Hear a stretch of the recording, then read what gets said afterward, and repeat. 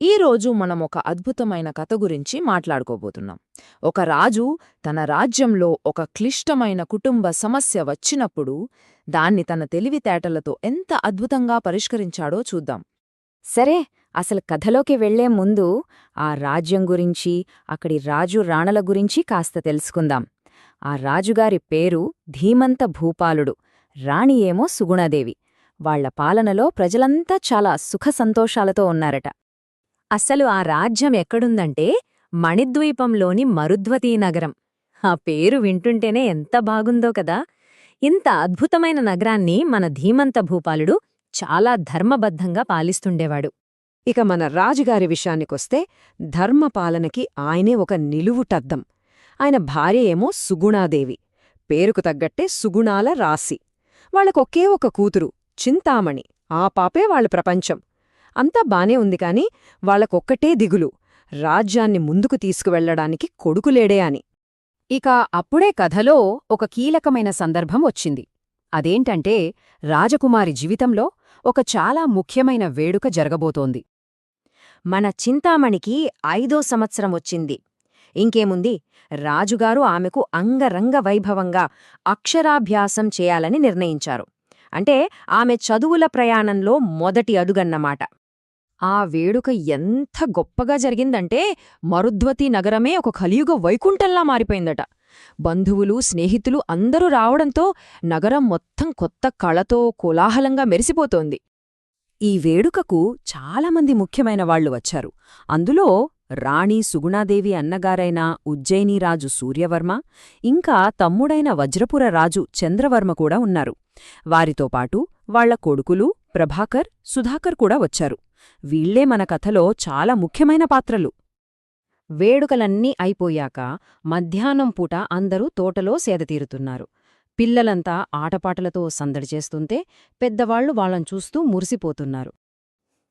ఆ ముగ్గురు పిల్లలు అంటే మన చింతామణి, ప్రభాకర్, సుధాకర్ అందరూ కలిసి దొంగాట ఆడుకుంటున్నారు. మనందరికీ తెలిసిన సరదా ఆటే కదా ఇది. ఆటలో భాగంగా ప్రభాకర్ చింతామణి కళ్లకు గంతలు కట్టాడు. ఇప్పుడు ఆమె పని ఏంటంటే మిగిలిన ఇద్దరు దొంగలలో ఒకర్ని పట్టుకోవడం. ఆ దృశ్యం చూడ్డానికి చాలా ముచ్చటగా ఉంది. కాసేపు అటూ ఇటూ తిరిగాక చివరికి చింతామణి ప్రభాకర్ను గట్టిగా పట్టుకుని దొంగ దొరికాడు అని గట్టిగా అరిచింది.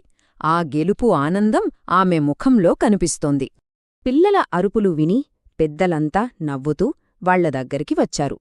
ముఖ్యంగా రాజు ధీమంతుడు తన కూతురిని చూసి తెగ మురిసిపోతూ, భలే దొంగను పట్టుకున్నావమ్మా అని ప్రేమగా అన్నారు. ఆ సరదా వాతావరణంలోనే, ఆ నవ్వుల మధ్యలోనే అనుకోకుండా ఒక చాలా సీరియస్ చర్చ మొదలైంది. ఒక్కసారిగా అందరి మూడ్ సరదా నుంచి ఆలోచనల్లోకి మారిపోయింది. అందరూ అలా కూర్చునేం మాట్లాడుకుంటున్నప్పుడు రాణి సుగుణాదేవి చాలా మామూలుగా చూస్తుంటే మన చింతామణి ఈ ఇద్దరు బావల్లో ఎవరిని చేసుకుంటుందో కదా అని అంది. అంతే, ఆ ఒక్క మాటతో ఒక పెద్ద చర్చకు దారితీసింది. చూడండి, ఇక్కడ చింతామణికి ఇద్దరు బావలున్నారు. ఒకరేమో రాణిగారి అన్నయ్య సూర్యవర్మ కొడుకు ప్రభాకర్, ఇంకొకరేమో రాణిగారి తమ్ముడు చంద్రవర్మ కొడుకు సుధాకర్. ఇద్దరూ మెనమామ కొడుకులే. రాణిగారు అలా అనగానే చంద్రవర్మ చాలా వినయంగా, వదినగారు, ప్రభాకరుడు పెద్దవాడు కాబట్టి మా అన్నగారి అబ్బాయే మీ అల్లుడు కావడం న్యాయం అని పెద్దలకు గౌరవమిచ్చాడు. దానికి సూర్యవర్మ కూడా అంతే గొప్పగా, నువ్వు చెప్పింది నిజమే తమ్ముడూ, అయినా నీ కొడుకు మా అల్లుడైనా నాకేం అభ్యంతరం లేదు, ఇద్దరూ నాకు కొడుకుల్లాంటివాళ్లే అని బదులిచ్చారు. చూడండి, ఆ అన్నదమ్ముల మధ్య ఎంత మంచి అనుబంధముందో. ఇక అన్నదమ్ములిద్దరూ వాళ్ల మనసులో మాట చెప్పాక అందరి చూపు ఇప్పుడు రాజు ధీమంతుడి మీద పడింది. ఒక తండ్రిగా, ఒక రాజుగా ఆయన ఏం చెప్పబోతున్నాడు? ఆయన తీర్పేంటి? అప్పుడు ధీమంతుడు చెప్పిన మాటలు చూడండి, అవి కేవలం మాటలు కాదు, రాజనీతికి ఒక పాఠం. ఆయనేమన్నారంటే, నాకున్నది ఒక్కటే కూతురు, ఆమె ఉజ్జయిని కోడలైనా వజ్రపురం కోడలైనా మన 3 కుటుంబాల మధ్య ఎలాంటి తేడాలు రాకూడదు. మనది ఒకే మాట, ఒకే కుటుంబం. ఎంత గొప్ప ఆలోచన! ధీమంతుడి మాటల్లోని నిజాయితీ, ఆయన కోరుకుంటున్న ఐక్యతను సూర్యవర్మ, చంద్రవర్మ ఇద్దరూ అర్థం చేసుకున్నారు. మనస్ఫూర్తిగా ఒప్పుకున్నారు. బావగారు, ఇంతకన్నా మాకు కావాల్సిందేముంది అంటూ తమ సంతోషాన్ని వ్యక్తం చేశారు. చూశారా, అసలు సమస్య రాకముందే దానికొక ముగింపు పలికాడు ఆ మహారాజు. మరుసటి రోజు ఉదయం ఆ 2 రాజకుటుంబాలు తిరిగి వెళ్ళిపోయినప్పుడు వాళ్ల మనసుల్లో ఎలాంటి అనుమానాలు లేవు, అపార్థాలు లేవు. బదులుగా వాళ్ల బంధం మరింత బలపడింది, ఐక్యత మరింత పెరిగింది. ఇదే కదా నిజమైన నాయకత్వమంటే? ఈ కథ మనకు ఒక చాలా ముఖ్యమైన విషయాన్ని నేర్పుతుంది. తెలివైన నాయకత్వం అంటే సమస్యలొచ్చాక పరిష్కరించడం కాదు, అసలు సమస్యలే రాకుండా చూసుకోగలగడం. మరి ఈ కథ విన్నాక మనలో మనమే ఒక ప్రశ్న వేసుకోవాలి.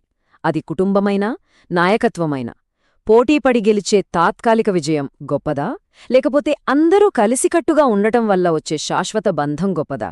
ఆలోచించండి. ఏది ఎక్కువ శక్తివంతమైనది?